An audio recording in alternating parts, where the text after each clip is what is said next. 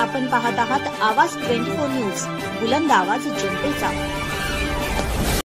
मिरजेत मतदान जनजागृती motorcycle rally संपन्न। 7 मे रोजी भारतातील लोकशाही टिकवण्यासाठी समृद्ध करण्यासाठी प्रत्येक व्यक्तीने मतदानासाठी बाहेर पडले पाहिजे। प्रथम मतदान व नंतर जलपान हे तत्व प्रत्येकाने आचरणात आणावे, असे मत मतदान जनजागृती मोटरसायकल रॅलीच्या समारोप प्रसंगी रॅलीचे संयोजक डॉक्टर अशोक इरगोंडा पाटील यांनी व्यक्त केले। यावेळी माजी महापौर संगीता खोत, विठ्ठल खोत, गजानन कल्लोळी उपस्थित होते। मोटरसायकल रॅलीचा शुभारंभ सकाळी 8:30 वाजता IMA हॉलपासून करण्यात आला।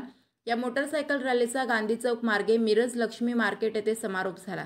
या रॅलीत गौरव कलोळी, अजित मालगावे, विजय पाटील, रवी चिवटे, विपुल कदम, कल्लाप्पा कोरे, विरंजन कद्दू, राहुल कांकानकी, रामा कित्तुरे, विजय कित्तुरे, अभय सोहनी, प्रतीक आडमुटे, मंजुनाथ सावनूर, प्रदीप आडमुटे, अमोल कबाडगे, रोहन जयगोंड व सौ मीनाक्षी फडके सहभागी होते।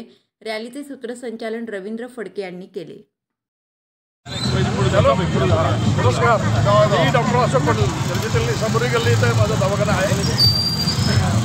लोकसभा टिकवण्यासाठी 18 वर्ष ते वयोवृद्ध लोकांनी कंटाळ न करता बाहेर पडून मतदान करावं। आपला देश रक्षणासाठी जे सैनिक तिथं उन्हात पावसात बर्फात त्रास करून आपलं संरक्षण हे करतात, संरक्षण करतात, तर आपण उन्हात असूनसुद्धा बाहेर मतदान करावं ही विनंती आहे।